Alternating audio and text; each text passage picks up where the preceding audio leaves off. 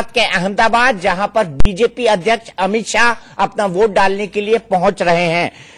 Amit Shah Kameshwar school Narayanpura में अपना vote डालेंगे। अमित शाह की तस्वीरें आप देख रहे हैं। अमित शाह मतदान केंद्र के अंदर जाते हुए, अमित शाह इस बार खुद चुनाव लड़ रहे हैं। पहली बार वो लोकसभा का चुनाव लड़ रहे हैं।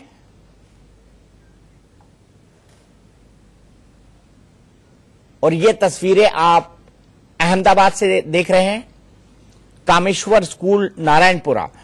लेकिन आपने मनीष भाई गौर किया था, जब अमित शाह अपना नामांकन दाखिल कर रहे थे, उस वक्त जो तमाम सहयोगी दलों के नेता वहां पर मौजूद थे, एक तरह से शक्ति प्रदर्शन हो गया था। ये मान के चला जाए कि नरेंद्र मोदी जी ने अपना सक्सेशन डिक्लेयर कर दिया है, शाह युग की शुरुआत हो चुकी है भारतीय जनता पार्टी में। मेरे ख्याल से ये चल रही थी, लेकिन अब इस पे मुहर लग गई है। और आपने जैसा कहा कि सहयोगी दल के तमाम बड़े नेता पहुंचे थे, तो वो शक्ति ताकत दोनों थी। और आज जो मतदान हो रहा है दीपक भाई, ये मुझे ऐसा लगता है कि गढ़ को मजबूत करने की कवायद के तहत हो रहा है, क्योंकि इसी कॉन्स्टिट्यूंसी से, इसी निर्वाचन क्षेत्र से अटल बिहारी वाजपेयी, लाल कृष्ण आडवाणी, ये तमाम वो बड़े नाम हैं जो यहां से हमेशा से चुनाव लड़ते नहीं जीतते आए हैं। ये कहना ज्यादा मुनासिब होगा। तो मुझे ऐसा लगता है कि अमित शाह आज पूरे आत्मविश्वास के साथ, परिवार के साथ, जब प्रधानमंत्री वहां पर थे, अपना मत डालने आए थे, उसके बाद जो खड़े हुए दिखाई दिए। और साथ में इतना ही नहीं तो उनकी नन्ही सी पोती भी उनकी गोद में थी।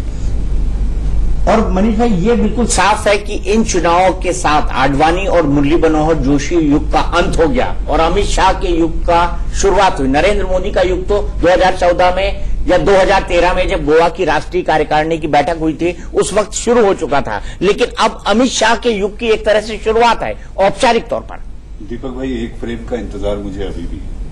वो फ्रेम क्या है? आडवाणी जी कब वोट डालते थे? वो आज वोट डालेंगे और गांधीनगर अपना वोट डालने के लिए पहुंचेंगे। आप देखिए, क्या एक चार्टर अहमदाबाद के हवाई अड्डे से उड़ेगा और दूसरा लैंड करेगा, क्या उस चीज का इंतजार है? ये बहुत सारी चीजें, ये जो पेच है राजनीति में, और अंदरूनी कलह कहूं या ना कहूं, लेकिन एक खामोशी।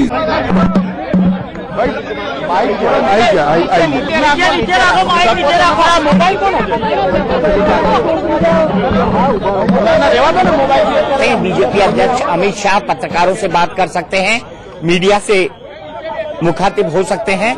उन्होंने अब से थोड़ी ही देर पहले कामेश्वर स्कूल नारायणपुरा, जो कि अहमदाबाद में है और गांधीनगर कॉन्स्टिट्यूएंसी के अंदर आता है, जहां से वो खुद चुनाव लड़ रहे हैं, वहां पर मतदान किया है। उनके साथ उनका पूरा परिवार भी मौजूद था। आज जब प्रधानमंत्री वोट डाल रहे थे, उस वक्त भी अमित शाह उस मतदान केंद्र पर मौजूद थे जहां पर प्रधानमंत्री ने वोट डाला था। प्रधानमंत्री ने गांधीनगर कॉन्स्टिट्यूएंसी में अहमदाबाद के रानीप मतदान केंद्र पर अपना वोट डाला था। आइए सुनते हैं अमित शाह क्या कह रहे हैं पत्रकारों को।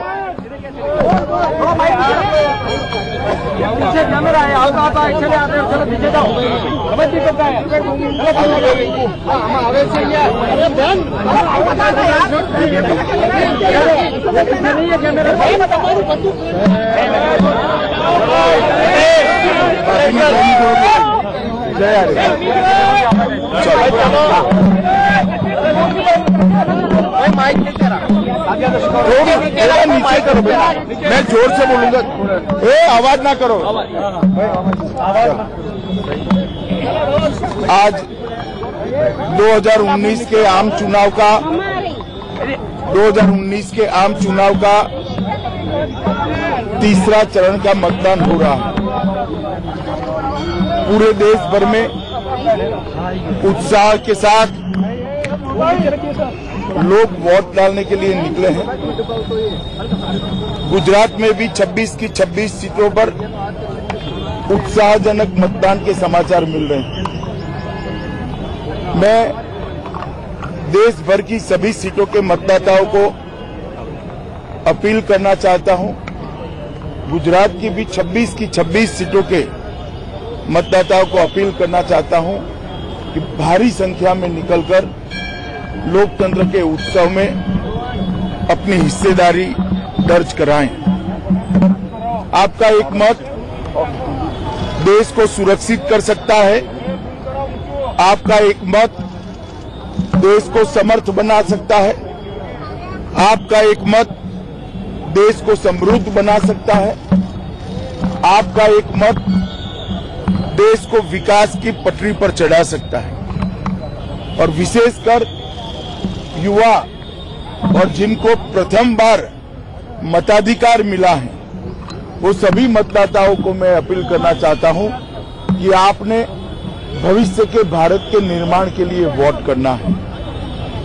बढ़ चढ़कर मतदान में हिस्सा दीजिए और देश की प्रगति में, देश की सुरक्षा सुनिश्चित करने में और देश के अर्थतंत्र को गति देने के लिए आप मतदान कर लोकतंत्र को सफल बनाइए। बहुत बहुत अनंत शुभकामनाओं के साथ सभी मतदाताओं का धन्यवाद। राहुल गांधी खेद प्रकट कर रहे हैं राफेल पे इतना बोलने के बाद। चलिए सर 26 में से 26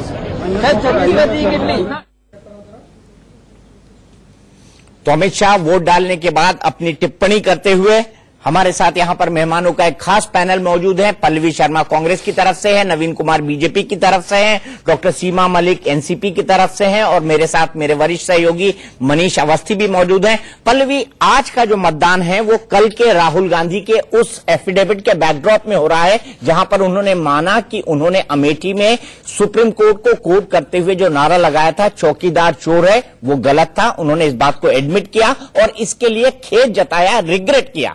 तो कहीं आपको लगता है कि आपकी जो मुहिम थी राहुल गांधी की एक गलती के चलते वो कल के दिन पंचर हो गई, क्योंकि सुप्रीम कोर्ट में उन्हें रिग्रेट करना पड़ा और मानना पड़ा कि उन्होंने मिसकोट किया था सुप्रीम कोर्ट को?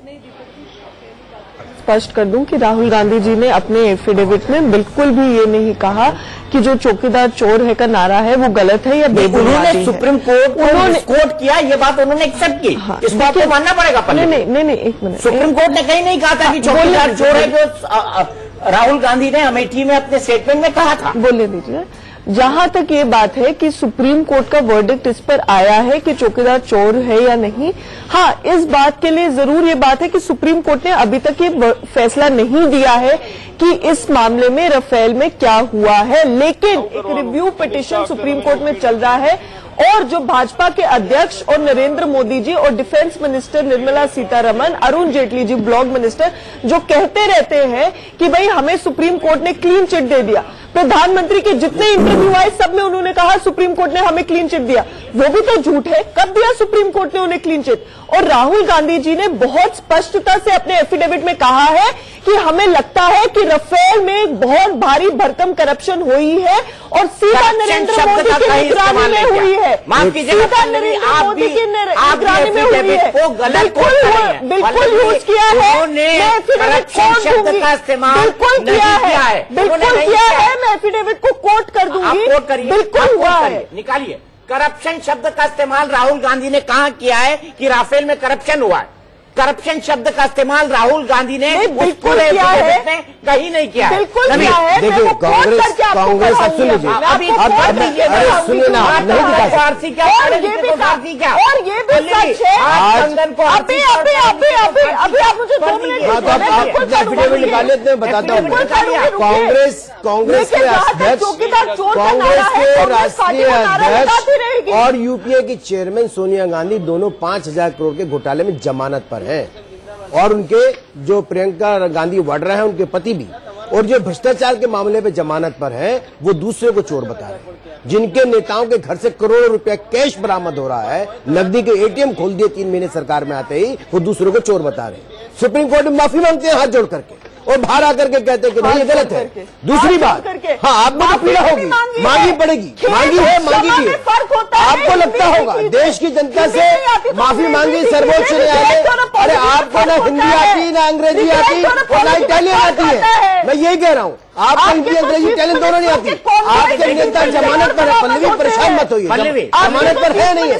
रॉबर्ट वड्रा, अरे मुझे बताइए ना, राहुल गांधी जमानत पर है नहीं है। राहुल गांधी जमानत पर है नहीं है। सोनिया गांधी राहुल गांधी का खेद जताना पल्लवी ये तो साबित करता है कि राहुल गांधी ने जो अमेठी में स्टेटमेंट दिया था, सर्वोच्च न्यायालय ने ये कहा कि चौकीदार चोर है, वो गलत था पूरी तरीके से। इस बात को उन्होंने एडमिट किया। सर्वोच्च न्यायालय का नाम लेकर के झूठ बोलना, सर्वोच्च न्यायालय ने कहने वाले नारे की बात नहीं कर रहा हूँ। उन्होंने कहा था, सुप्रीम कोर्ट ने कहा चौकीदार चोर है। आप नारे जो है। दूसरी बात पल्लवी जी मुझे ये बता दीजिए कि सर्वोच्च न्यायालय ने पहले जो बिल्कुल क्लियर था अपने जजमेंट में राफेल के प्रोक्योरमेंट में और उसके रेट में कोई भी गलती नहीं है। मैं अमेठी का राहुल गांधी का बाइट निकलवाता हूँ। आप भी एक काम करिए, शब्दशः उसको दोहरा देना। अगर राहुल गांधी ने सही कहा है अमेठी में वो स्टेटमेंट, नहीं मैं आपकी बात समझ रहा हूँ। मैं सिर्फ इतना चाहता हूँ कि आप एफिडेविट कोट करके मुझे ये बताइए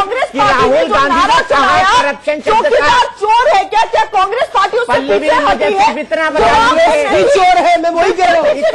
कांग्रेस का परिवार चोर बता दीजिए पल्लवी, मैं सब बात मान लूंगा आपकी, आप सिर्फ इतना बता दीजिए राहुल गांधी ने जो एफिडेविट दिया है सुप्रीम कोर्ट में, उसमें कहां पर कहा है कि करप्शन हुआ है? मैं करप्शन शब्द की बात कर रहा हूं।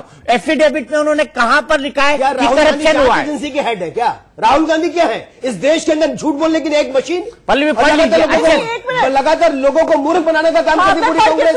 पढ़ लीजिए, आप पहले तय कर लीजिए, उसमें ढूंढ लीजिए पहले। मैं ये कहना चाहता हूँ कि पूरी कांग्रेस लगातार झूठ बोलने के अलावा दूसरा कोई काम नहीं है। सर्वोच्च न्यायालय में सर्वोच्च न्यायालय के नाम पर झूठ बोलते हैं और जजों को भी हम सच बोलते हैं। अरे सच बोलते देखा है, सच में पैसा निकला करोड़ों रुपए आपके 281 करोड़ रुपए आपके नेताओं के घर से। Rafale deal is a tainted transaction and a gross and brazen abuse of executive power and a leading example of corruption of the BJP government led by Prime Minister Modi, which deserves to be investigated thoroughly by JPC and proceeded against thereafter. JPC supreme court बनाएगा? JPC supreme court बनाएगा? दूसरी बात, अरे आपने तय कर दिया, आप लिखते हैं कि अगर इसमें सर्वोच्च न्यायालय ने तय किया कि करप्शन हुआ, आपने कैसे कहा करप्शन हुआ? क्या 10 को 30,000 करोड़ का टेंडर मिला था? क्या 10 को 30,000 करोड़ का टेंडर ही नहीं मिला? 9 कंपनी है उसके अंदर। हाँ नहीं मिला आपको। अरे अनिल अंबानी 10 के साथ है, आपको जानकारी होनी चाहिए। उसमें 9 कंपनी है, लार्सन एंड टुब्रो, टाटा, सारी कंपनी है, 9 कंपनी उसके अंदर शामिल है। आप एक कितना झूठ बना रहे लगातार। मैं बार बार कह रहा हूँ देश की जनता को आपके बारे में अच्छे से जानकारी है। जो परिवार भ्रष्टाचार के मामले में जमानत पर है, तो राहुल गांधी, सोनिया गांधी वगैरह, चिदम्बरम सब जमानत पर है। वो लोग जो भ्रष्टाचार के मामले में जमानत पर है, वो आज देश के अंदर बात कर रहे हैं। सुप्रीम कोर्ट में तरीका कहां से तरीपार है? अगर तरीपार हो तो देश में चुनाव लड़ेंगे। आपको शर्म आनी चाहिए झूठ बोलते हुए। मैंने वही बता रहे, देश की जनता जानती है कि कांग्रेस से बड़ा झूठा, कांग्रेस से बड़ा लुटेरा और कांग्रेस से ज्यादा बड़ा चोर तो है ही नहीं। मैं चाहता हूँ महिलाओं की बात करना चाहता हूँ। राजस्थान में मैं चाहता हूँ मनीष भाई, इन दोनों को छोड़ दिया जाए, जनता अपने आप वोट कर लेगी कि सीमा जी की पार्टी को वोट देते हैं, सीमा जी की पार्टी को वोट देते हैं। ये लोग डिसाइड कर लेंगे कि सीमा जी शांत है, इसलिए सीमा जी की पार्टी को वोट कर दे। नहीं, मैं बिल्कुल जोक में कह रहा था।